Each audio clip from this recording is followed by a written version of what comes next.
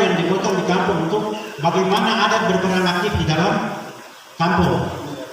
Adat berperan dalam kampung. Kalau Bupati selama ini menekan kekuatan kebangkitan adat, maka saya pikir bahwa kebangkitan adat itu berasal dari kampung, bukan dari ada di Gunung Merah sama TKI di kampung.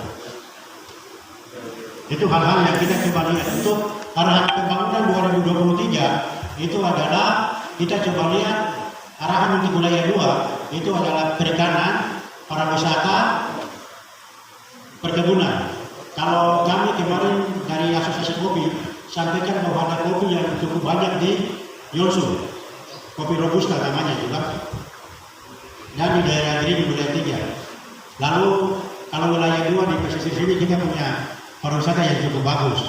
Pariwisata kita ada yang di Amai, ada yang di Hare, ada di Nusu, dan masih ada Tanjung Merah yang Tanjung sana itu kalau kita kata dia lebih bagus dari yang di Bali. Kita pergi lihat bangga yang Bali punya, padahal Tanjung Merah itu lebih bagus. Kamu batas pernah naik ke situ. Kita foto-foto di situ. Ada kita punya tim selam yang bisa kita manfaatkan yang ada di Nusu.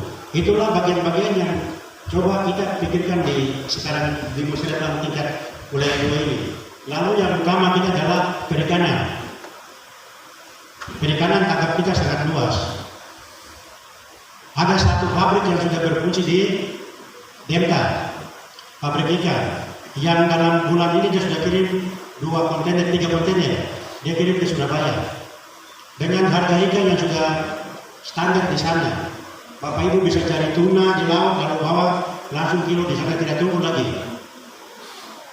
Kilo langsung kasih masuk, buka ATM, tinggal timbang, selesai pulang tidur-tidur di rumah, ATM sudah bunyi. Uang masuk di ATM. Itu yang kita bangun di Kampung Delta. Saya pikir teman-teman Bapak Ibu sekalian bisa komunikasi ke perusahaannya di Delta Kota. Dia punya pabrik itu memuat ikan 20 ton.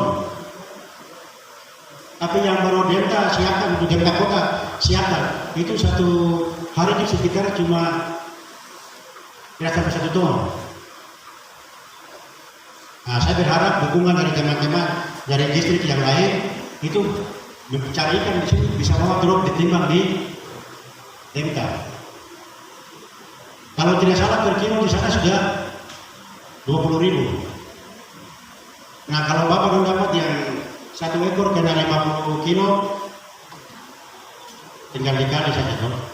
Kalau dapat berapa ekor sudah aman-aman, tanpa duduk di pasar, tanpa harus capek-capek, sudah timbang, selesai pulang mandi, sebentar ATM bunyi semua. Itu yang kita bikin di Delta. Saya pikir Bapak teman-teman di Delta, kepala Delta Kota kalau ada, kepala kampung Delta Kota kalau ada, itu bisa menjadi seri untuk teman-teman kampung yang lain.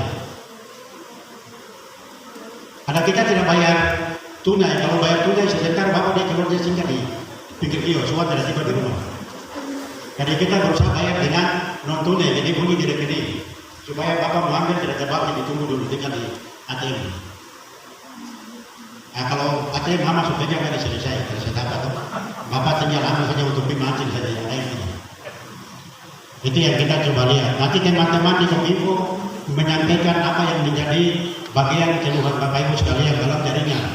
Saya pikir hari ini ada kepala-kepala SKPD yang diwakili, ada yang langsung, tapi ada yang diwakili oleh sekretaris maupun kepala-kepala bidang. Bapak kepala kampung, kepala distrik bisa bertanya langsung ke atau menyampaikan usulannya langsung ke SKPD. Apa yang direncanakan di kampung di wilayah 2 disampaikan ke perangkat daerah. Ada pendidikan, ada kesehatan. Kalau kita bicara pendidikan adalah kita bicara akses dan mutu. Mutu berarti kita bicara bisa sarananya, bisa pendidikannya, bisa guru-gurunya.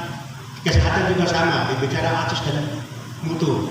Pelayanannya bagaimana, akses untuk capai puskesmas bagaimana, akses untuk capai pustu bagaimana, pendidikan bagaimana, angka partisipasi sekolah itu bagaimana. Jangan sampai anak-anak kita yang harusnya 7 tahun sudah sekolah, itu data khusus. Di kampung kita sudah sepakati dengan Pak Kepala BP Pemerintahan Kampung, itu di kampung ada yang namanya KADE ya Pak. Kader Kampung. Di Kader Kampung itu dia punya tugas mencatat semua peristiwa yang terjadi di kampung. Tadi ada aplikasi yang Ibu Asisten sudah sampaikan. Ada aplikasi Sio Papua. Sio Papua yang dikerjakan di seluruh kampung dengan satu kampung 2 kader yang biasa itu, dia punya tugas mendata seluruh warga di kampung itu. Sehingga nanti dari data itu kita akan buat data terpilah. Data terpilahnya berapa orang asli Papua, berapa orang non Papua. Kalau mau lebih detail lagi, berapa orang Papua yang bukan Jayapura, macam saya, bukan Jayapura. Gitu. Kalau dengan Bau Toto tentu sama-sama ke kampung. Sehingga data-datanya kan kita pilih sampai kita mengalokasikan anggaran otsus. Sekarang anggaran otsus kami sudah bisa serahkan, kami sudah coba mengalokasikan ke distrik juga. Arahan Pak Bupati sampai saya dengan posisi dapat marah pada uang otsus harus turun ke distrik dan sampai ke kampung. Tetapi kami kalau uang otsus cara bertanggung jawabnya itu agak susah. Kalau bertanggung jawabnya tidak dikasih masuk, tidak akan cair dari sana. Jadi kita belum sampai ke kampung, kita masih sampai di tingkat distrik. Tetapi ke depannya kita usahakan bisa uang khusus membiayai masyarakat di kampung. Tetapi kita harus buat aturannya dulu. Supaya ketika semua pakai uang, itu dong tidak salah. Kalau dong salah pakai uang, jangan salahkan Bapak dua. Bapak dua dengan kita sahabat. Tetapi kalau dong salah pakai uang, ya Bapak dulu itu bagaimana caranya membina kita supaya kita pakai waktu teratur. Pemulihan ekonomi dan pengembangan wilayah. Kita punya pelabuhan Depapre yang sebetulnya kalau kita semua sepakat, kita semua mau membuka diri untuk kita mengerjakan, itu akan menjadi pertumbuhan ekonomi yang luar biasa. Dia belum jalan. Kalau dia sudah bergerak, itu pasti luar biasa. Karena pekerja-pekerja yang di pelabuhan bukan tukar pikul lagi kalau itu pelabuhan sebagus. Semua pakai ilmu, pakai forklift, pakai alat, teknologi untuk kasih pindah kontainer. Itu anak-anak di sini kita usahakan mereka yang bekerja di situ, yang di wilayah 2 ini, tidak dari luar lagi. Tapi itu adalah kesepakatan kita di tempat-tempat seperti begini. Kalau kita sepakat, kita komitmen, maka semua itu bisa kita laksanakan. Tapi kalau kita tidak sepakat, tidak komitmen, apa yang kami pemerintah pikirkan di atas, turun ke bawah, di bapak-bapak pemerintah di bawah lagi, kita tidak komit, tidak siap sama-sama, pasti tidak akan jalan. Nanti akhirnya kita mau marah sendiri. Bahwa ini kabupaten tidak mau lihat kita. Kabupaten lah, kosong turun tapi doang ada masih ada palang, masih ada ini. Nah, itu hal-hal ini coba mari kita duduk diskusikan, kita membuka diri. Tadi Ibu Asisten sudah bilang, kita berbicara dengan pikiran yang tenang, sehingga kita bisa melihat hal-hal yang besar di pembangunan wilayah 2. Lalu yang keempat itu adalah lingkungan hidup dan bencana. Lingkungan hidup sangat penting untuk kita di mana kita bekerja. Jangan sampai laut itu biasa. Kalau saya dengar radio pagi-pagi itu kita lompat di air bunyi baru, enak sekali temannya di laut. Kata ini apa ini? Ini laut kah? Apa ini? Toko ini ada sampah, ada plastik, ada kaleng, semua di laut. Jangan kita dari kota sana, dari Sentani beli kaleng yang jumbo, biasanya kaleng-kaleng jumbo ya, ada lambang bintang gitu. Datang habis berbuah di laut lagi. Dia buang air habis buang di laut supaya siap garam. Akhirnya jadi sampah di lingkungan kita. Lalu kita juga jaga bencana kita. Jaga wilayah-wilayah yang terdapat gusur-gusur yang longsor. Itu juga bagian yang bukan pemerintah saja, masyarakat juga perlu bertanggung jawab terhadap wilayah-wilayah itu.